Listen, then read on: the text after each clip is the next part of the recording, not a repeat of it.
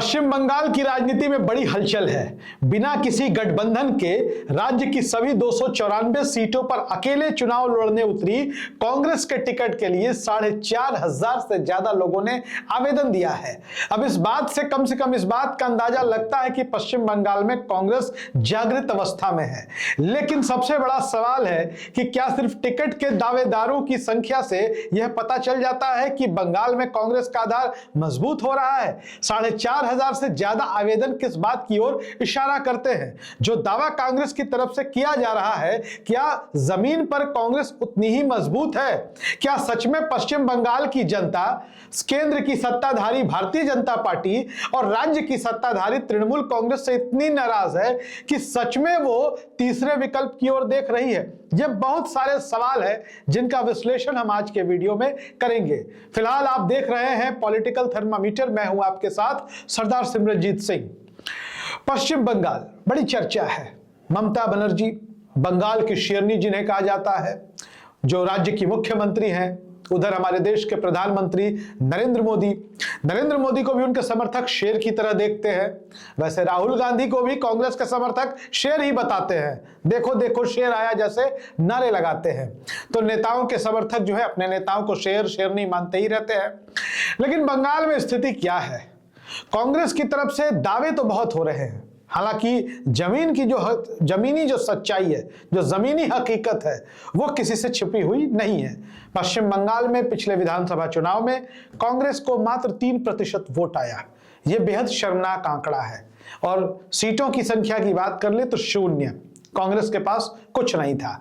पिछला विधानसभा चुनाव पश्चिम बंगाल का 2021 का कांग्रेस ने लेफ्ट के साथ मिलकर लड़ा था।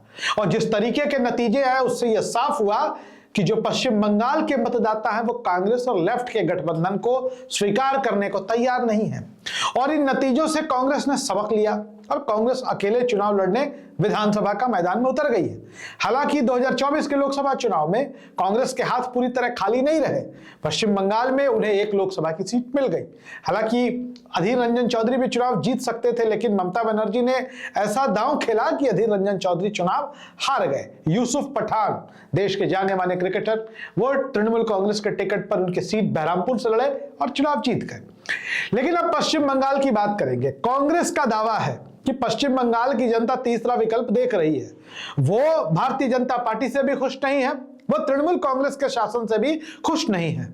तो कांग्रेस ये दावा कर रही है कि हम इसलिए 294 सीटों पर चुनाव लड़ रहे हैं क्योंकि हमारा लक्ष्य है तृणमूल कांग्रेस को सत्ता से हटाना, भारतीय जनता पार्टी को सत्ता से दूर रखना और कांग्रेस की एक अच्छी सरकार पश्चिम बंगाल में बनाना।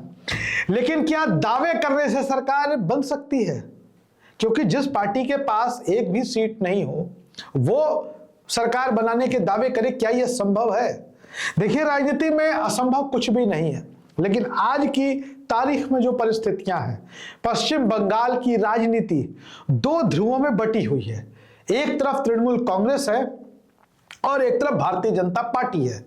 और आमने सामने की लड़ाई में किसी तीसरे मोर्चे का मजबूत होना अभी जो वर्तमान की राजनीतिक परिस्थिति है उसमें संभव दिखाई नहीं देता है। बिहार विधानसभा चुनाव का आप उदाहरण ले लीजिए। एक तरफ आरजेडी कांग्रेस और लेफ्ट का इंडिया गठबंधन था, तो दूसरी तरफ भाजपा जदयू का एनडीए गठबंधन था। प्रशांत किशोर देश के जाने माने चुनावी रणनीतिकार हैं। उन्होंने खूब कोशिश की कि बिहार में वो तीसरा मोर्चा खड़ा कर दे, लेकिन ऐसा वो करने में सक्षम नहीं हुए। बिहार की जनता ने बहुत कम वोट दिए। प्रशांत किशोर की पार्टी जनसुराज एक भी सीट नहीं जीत सकी और लगभग सीटों पर 1-2 सीटों को छोड़ दे तो उनकी जमानत जब्त हो गई। तो वही स्थिति अभी बंगाल में कांग्रेस के साथ है। बंगाल में कांग्रेस अकेले चुनाव लड़ रही है, लेकिन उनका जमीन पर कोई आधार नहीं है।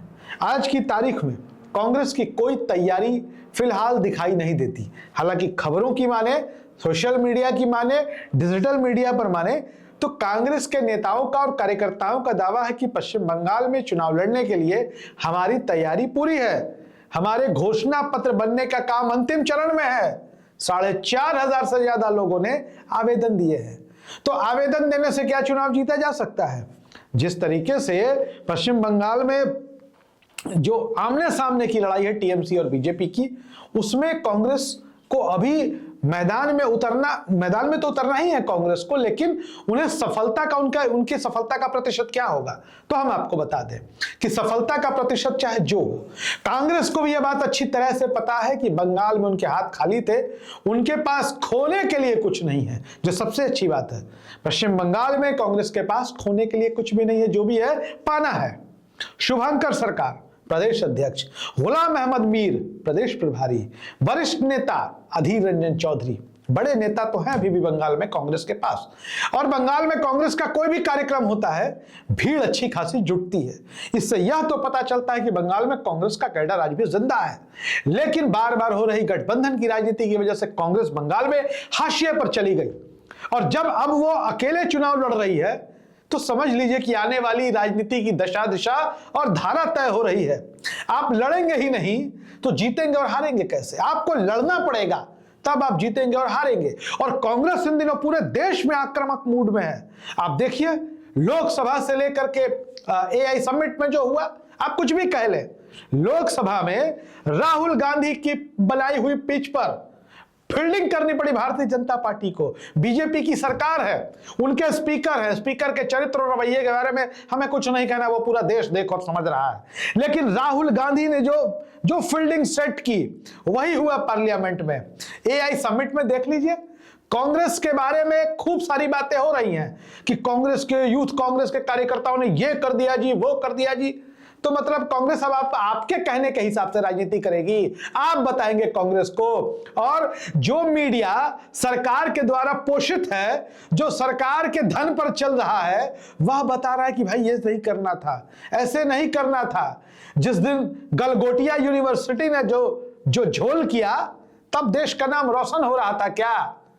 और जो भारतीय जनता पार्टी के नेताओं की क्या बात करें, हम तो यहाँ किसी पर आरोप लगाने बैठे नहीं, हम बंगाल की राजनीति पर बात करने बैठे हैं। लेकिन कांग्रेस जिस प्रकार से आक्रामक राजनीति कर रही है, आक्रामक राजनीति कांग्रेस की बंगाल में भी होगी, और यह तृणमूल कांग्रेस के लिए ज्यादा चुनौतीपूर्ण होगी।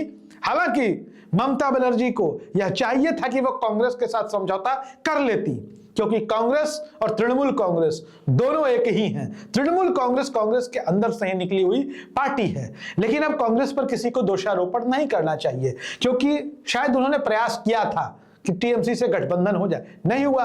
अब कांग्रेस घर तो बैठ नहीं सकती, राष्ट्रीय पार्टी है, आजादी के आंदोलन से निकली हुई पार्टी है, कांग्रेस लड़ रही है। भविष्य में देखिए क्या होता है आगे। फिलहाल बने रहे हमारे साथ, वीडियो अच्छा लगे तो शेयर करिए और हमारे चैनल को सब्सक्राइब करिए। धन्यवाद।